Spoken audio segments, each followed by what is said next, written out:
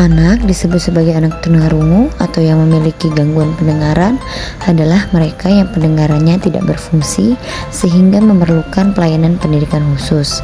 Menurut sudut pandang fisiologis, gangguan pendengaran berdasarkan derajat gangguan pendengaran yang diukur dengan satuan desibel, yaitu unit pengukuran intensitas suara. 0 desibel merujuk pada kemampuan rata-rata individu yang tidak mengalami gangguan pendengaran dalam mendeteksi suara yang paling halus. Melalui sudut pandang pendidikan, bahwa para profesional dalam bidang pendidikan lebih menekankan pada seberapa besar gangguan pendengaran mempengaruhi kemampuan bicara dan perkembangan bahasa anak.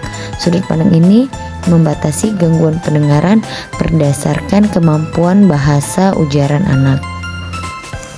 Untuk mengidentifikasi gangguan pendengaran atau kondisi ketunarunguan sangat penting dilakukan karena beberapa kondisi gangguan pendengaran dapat menjadi lebih parah jika tidak dideteksi dan ditangani sejak dini.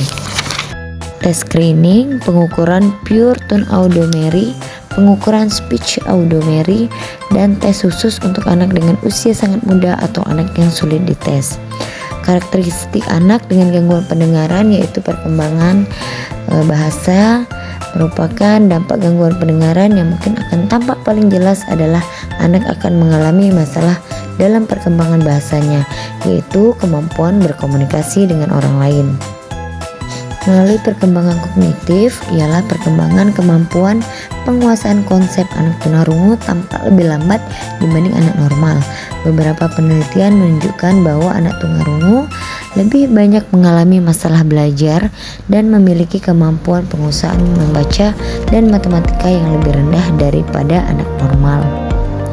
Pada perkembangan psikosial, anak tunanetra atau yang mengalami gangguan tunanetra cukup rentan terhadap rasa kesepian. Jika bagi anak normal adalah mudah untuk menjalin komunikasi dan pertemanan, maka anak tunarungu akan cukup kesulitan mencari teman untuk dapat berkomunikasi. Dalam setting sekolah inklusi, pada umumnya interaksi antara anak normal dan anak tunarungu tergolong minim terjadi.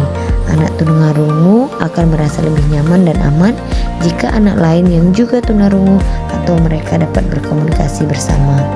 Kondisi psikososial dan emosional anak tunarungu juga tergantung dari orang tua mereka. Anak yang memiliki orang tua dengan pendengaran normal lebih berisiko untuk merasa tidak bahagia dibanding anak tunarungu yang orang tuanya pun tunarungu. Hal ini terjadi karena seringkali orang tua yang tidak memiliki masalah pendengaran tidak menguasai bahasa isyarat sehingga tidak dapat terjalin komunikasi yang baik dengan anak.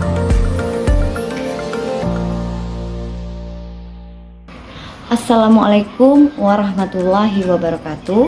Perkenalkan, nama saya Ayu Antika, mahasiswi semester 6 Universitas Terbuka Program Studi Pendidikan Guru Sekolah Dasar UPBJJ Kota Palembang dengan NIM 8601011694. Pada kesempatan kali ini saya ingin menyampaikan refleksi saya tentang anak berkebutuhan khusus dengan gangguan pendengaran. Setelah saya melakukan observasi, saya memahami bahwa setiap anak itu memiliki kebutuhan dan juga keunikan yang berbeda-beda. Melalui pengalaman yang saya lakukan tadi, bahwasanya anak yang berkebutuhan khusus, khususnya untuk anak dengan gangguan pendengaran, itu memerlukan banyak sekali dukungan dan juga memerlukan banyak sekali perhatian yang khusus agar anak-anak yang memiliki gangguan pendengaran ini bisa mengembangkan kreativitas dan juga bisa mengembangkan komunikasi dan juga sosialisasi mereka. Saya menyadari bahwa komunikasi yang efektif itu dapat meningkatkan pemahaman kita terhadap anak-anak dengan gangguan pendengaran. Memang hal ini dibutuhkan kesabaran, kemudian empati dan juga kreativitas dengan menggunakan bahasa isyarat ataupun bisa menggunakan gambar visual dan metode lainnya yang berguna untuk meningkatkan pemahaman komunikasi untuk anak-anak dengan gangguan pendengaran. Saya menyadari bahwa komunikasi yang efektif dengan anak yang memiliki gangguan pendengaran ini membutuhkan kesabaran, membutuhkan empati, dan juga membutuhkan kreativitas dengan menggunakan bahasa isyarat atau bisa menggunakan dengan gambar visual dan bahasa isyarat lainnya atau metode lainnya yang bisa kita gunakan agar anak-anak tersebut bisa memahami komunikasi dengan orang sekitar dan juga lingkungannya.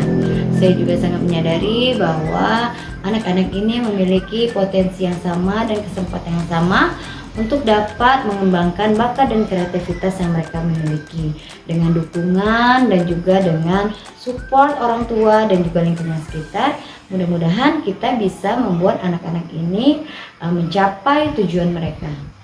Strategi yang saya lakukan untuk anak berkebutuhan khususnya untuk anak yang memiliki gangguan pendengaran adalah dengan meningkatkan pengetahuan dan juga meningkatkan keterampilan agar anak-anak bisa lebih memahami apa yang kita sampaikan agar anak-anak mudah mengerti.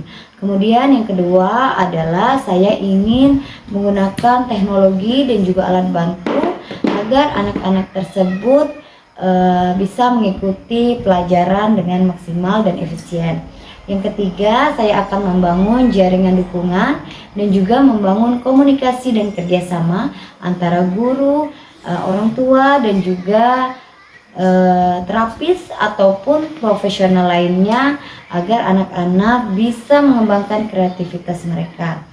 Dan dengan ini saya yakin saya bisa mengatasi anak-anak yang berkebutuhan khususnya untuk anak-anak yang memiliki gangguan pendengaran dengan efisien dan dengan maksimal.